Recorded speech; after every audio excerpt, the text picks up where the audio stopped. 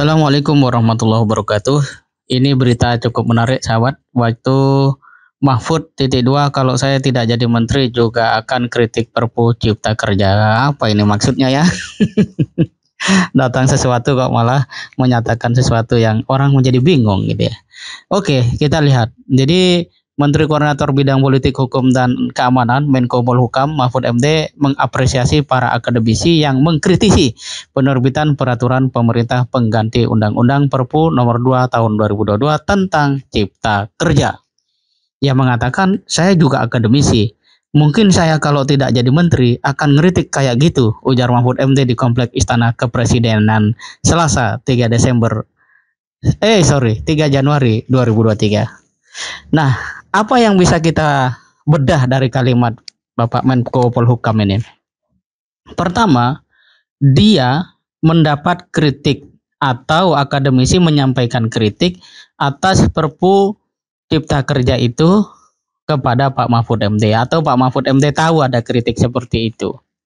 Namanya kritik, dan Pak Mahfud sebagai orang yang ahli hukum mengetahui tentu saja apa latar belakang kenapa kritik itu muncul. Kemudian konstruk kritiknya apakah relevan, apakah tidak. Di saat yang sama, sebagai seorang pembantu presiden atau menteri dalam hal ini, harusnya Pak Mahfud ya sikap normalnya itu mempelajari kritik itu.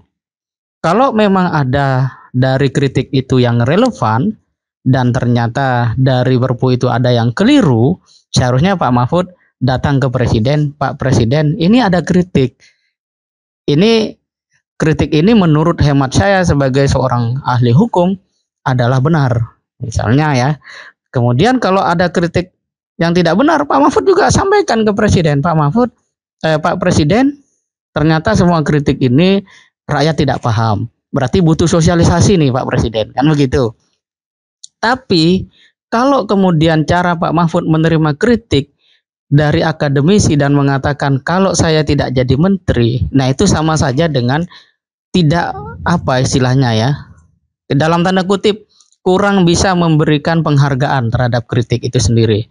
Kalau kritik datang tapi kemudian itu hanya dinilai sebagai indikasi demokrasi hidup, ya itu tidak masalah. Tapi bukankah demokrasi akan lebih hidup kalau kritik yang kemudian disampaikan oleh akademisi itu ternyata ditimbang bertanggung jawab, kemudian dipakai menilai Perpu itu ternyata benar, ya dipakai dong. Itu baru namanya demokrasinya hidup dan menghidupkan. Jangan sekedar beda pendapat terjadi tarung ya kan, kemudian ya selisih-selisih pendapat begitu, itu sebagai indikasi bahwa demokrasi hidup. Ya harus ditingkatkan dong indikasinya bahwa demokrasi kita hidup dan menghidupkan. Nah, ini yang menarik dari berita pada Prof. Mahfud MD ini.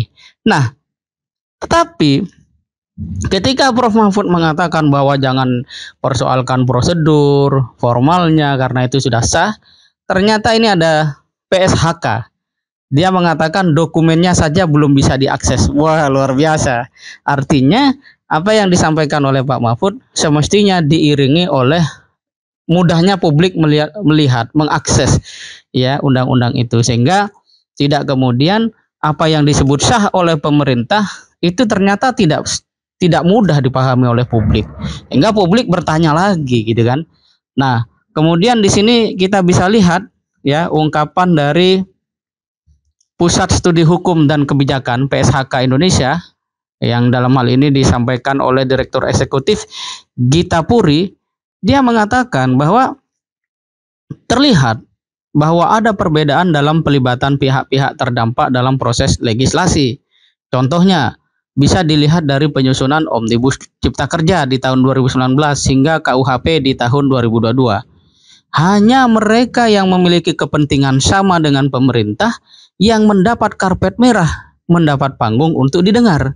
Namun, kelompok buruh, kelompok disabilitas, kelompok minoritas agama, kelompok minoritas seksual, serta kelompok masyarakat rentan lainnya justru terdiskriminasi dengan tidak mendapat ruang dan pelibatan secara aktif dalam penyusunan produk hukum tersebut, ujarnya.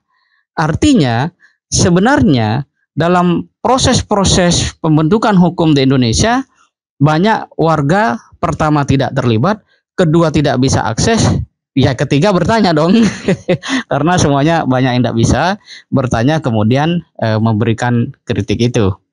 Nah, yang menarik lagi adalah ketika Muhammad Said Didu memberikan komentar atas link berita yang menyatakan bahwa kalau Pak Mahfud tidak jadi menteri itu, ya mestinya jadi menteri malah gampang urusannya gitu ya. Apalagi beliau seorang ahli dan ya kita mengerti beliau sangat banyak ilmunya gitu ya. Nah, Muhammad Said Didu ini mencuit di Twitter. Artinya menteri adalah pembantu presiden dan kemungkinan besar Prof. Mahfud MD tidak dilibatkan atau tidak didengar. Nah, itu kata analisis dari Muhammad Said Didu. Tapi tweetan itu dibalas oleh Mahfud MD. Balasannya begini, salah melulu Pak Said Didu ini. Begini, seperti akademisi lain, kalau saya tidak menteri, mungkin saja saya ikut mengkritik Undang-Undang Ciptaker. Itu kan kebiasaan yang diklaim sebagai tugas akademisi. Tapi karena saya menteri, saya tahu diskusinya di kabinet, maka saya pastikan bahwa Perpu Ciptaker itu sah. Nah, jawaban dari Prof. Mahfud MD ini menunjukkan bahwa aspek prosedur bahwa ya apa yang kemudian muncul sebagai Perpu Ciptaker itu secara prosedur sah. Tetapi mengapa kemudian Pak Mahfud sampai harus mengambil analogi bahwa seandainya dirinya tidak jadi menteri, lalu mengapa dirinya sekarang jadi menteri? Nah, dan bagaimana seharusnya seorang menteri di dalam bersikap terhadap ya kritik akademisi dan seterusnya? Bukankah sampai sekarang ya Pak Mahfud sebenarnya tidak bisa dipisahkan dari predikat sebagai seorang akademisi karena ada profesornya.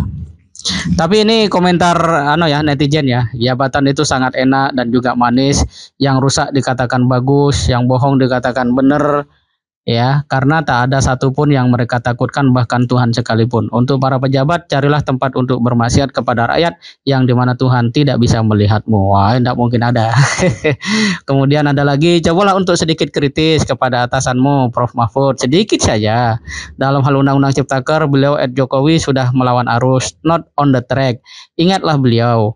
Jangan purna bakti, jangan menambah lagi luka bagi masyarakat. Banyak ini luka-luka yang kemarin pun belum mengering. Bagus-bagus ya komentar orang di sini. Kemudian, jadi ngapain berandal-berandal kalau nggak jadi menteri? Berarti Anda tahu prosesnya sembunyi-sembunyi.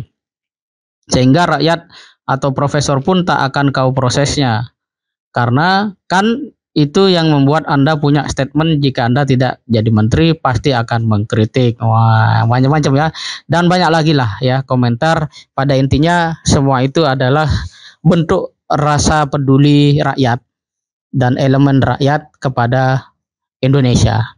Karena bagaimanapun produk undang-undang itu akan bersifat imperatif yang pada akhirnya membentuk satu pola baru kehidupan masyarakat yang kalau ternyata itu tidak memberi keuntungan bagi rakyat, ya wajar dong rakyat berteriak. Ya wajar kalau kemudian masyarakat memberikan atau mengemukakan pendapat atau aspirasinya. Tinggal sekarang sejauh mana pemerintah mau mendengar, membuka hatinya, memilih untuk berjiwa besar, ya memperbaikilah. Kalau tidak mau mencabut Perpu itu, perbaiki. Mana yang menurut rakyat itu merugikan kehidupan mereka, pemerintah cek. Kalau memang itu menyulitkan, ya janganlah rakyatnya disulitkan. Karena Anda jadi pemerintah itu untuk mensejahterakan rakyat, bukan sebaliknya. Demikian, terima kasih. Assalamualaikum warahmatullahi wabarakatuh.